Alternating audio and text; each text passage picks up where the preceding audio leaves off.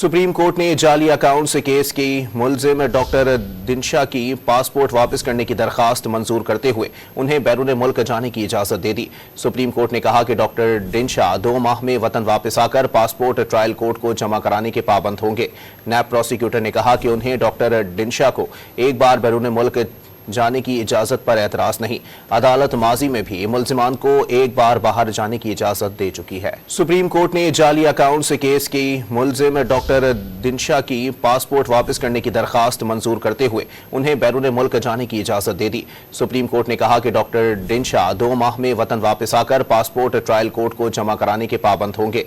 नैब prosecutor ने कहा कि उन्हें डॉक्टर दिनशा को एक बार बैरून मुल्क जाने की इजाजत पर एतराज नहीं। अदालत माजी में भी मुलजिमान को एक बार बाहर जाने की इजाजत दे चुकी है।